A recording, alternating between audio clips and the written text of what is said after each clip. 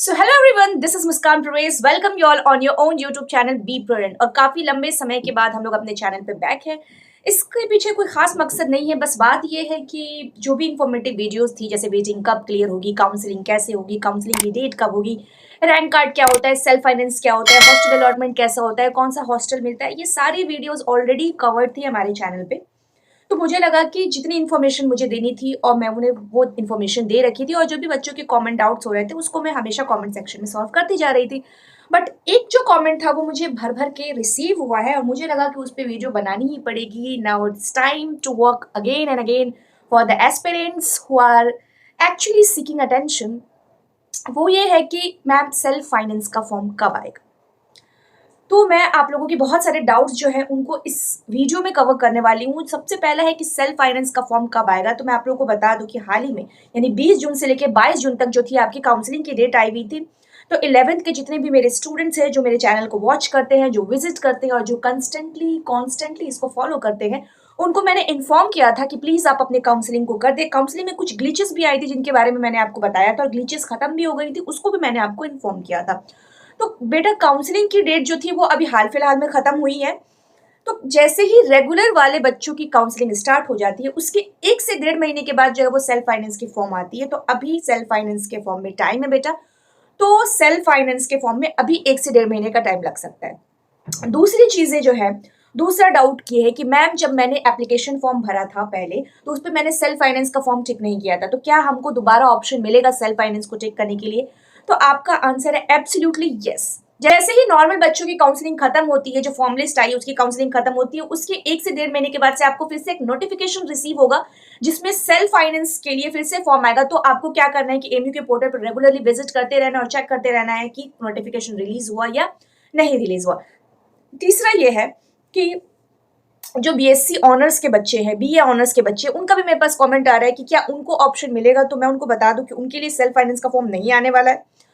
उन्होंने जब काउंसलिंग की होगी तो वहां पे ऑप्शन आपको दिया गया होगा कि क्या आप सेल्फ फाइनेंस के साथ जाना चाहते हैं या नहीं जाना चाहते। तो वहां पे अगर आपने येस किया होगा तो आपको सेल्फ फाइनेंस मिल सकता है। अगर आपने वहां पे नो किया होगा तो आपको सेल्फ फाइनेंस नहीं मिल सकता है।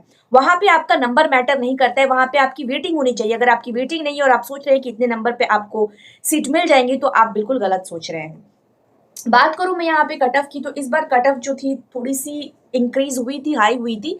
तो इस हिसाब से अगर मैं एक्सटर्नल बॉयज की बात करूं तो अगर आप मान के चलिए कि 56 मार्क्स अगर आपके आ रहे हैं, 56 प्लस अगर आपके मार्क्स हैं, तो आपको सेल्फ फाइनेंस में इजीली सीट मिल सकता है। इंटरनल की मैं बात करूं तो जितने भी इंटरनल कैंडिडेट्स होते हैं उन सारे को सेल्फ फाइनेंस मिल सकता है अगर आपके मार्क्स 15 से ऊपर हुए। तो 15 से नीचे है तो आपको थोड़ी दिक्कत आ सकती है।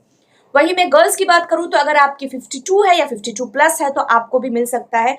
अगर मैं बात करूं किसी स्पेशल कैटेगरी की, अगर किसी कैटेगरी को आप होल्ड करते हो, उससे बिलोंग करते हो, तो 5-6 नंबर ऊपर नीचे प्लस माइनस करके आप मान सकते हैं।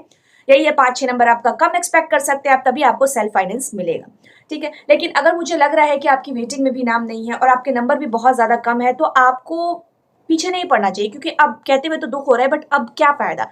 अब अगर आप जैसे नीट की तैयारी कर रहे हैं, जैसे अगर अदर सीबीएसई बोर्ड्स की तैयारी कर रही है, अपने स्टेट्स बोर्ड्स की तैयारी कर रहे हैं, तो उसमें आप लग जाइए। और अगर आपको लगता है कि आप थोड़ी मेहनत करके अगले साल फिर से अलीगढ़ मुस्लिम यूनिवर्सिटी में एडमिशन ले सकते हैं तो वो भी आप कर सकते हैं। बट अभी फिलहाल अगर आप किसी कैटेगरी से भी बिलोंग नहीं करते, आप एक्सटर्नल स्टूडेंट्स हैं और आपके नंबर भी उतने अच्छे नहीं आ पाए हैं और वेटिंग में भी आपका नाम नहीं है, तो फिर आप किस डिल्यूलो में है, किस डिल्यूशन में है कि आपका जो है एडमिशन हो सकता है, कोई चमत्कार हो जाए, कोई मिरेकल हो जाए। नहीं होता है।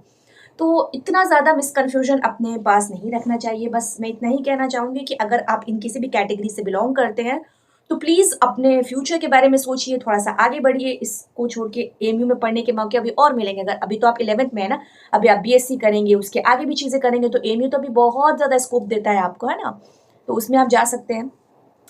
और है कि सेल्फ फाइनेंस में हॉस्टल अलॉटमेंट होता है कि नहीं होता है। तो मैं आपको बता दूं कि जिन बच्चों ने सेल्फ फाइनेंस के लिए ऑप्ट किया होता है उनको हॉस्टल अलॉट नहीं होता है, उनको पीजी लेके रहना पड़ता है। तो अब मैंने इस पे एक वीडियो बना दी थी कि एकदम हॉस्टल जैसा फील कौन कौन से पीजीज दे सकते हैं और वो कहाँ कहाँ पे अवेलेबल हो सकते हैं। मैं उसका लिंक डिस्क्रिप्शन बॉक्स में डाल दूंगी, आप जाकर वो वीडियो जरूर देखें।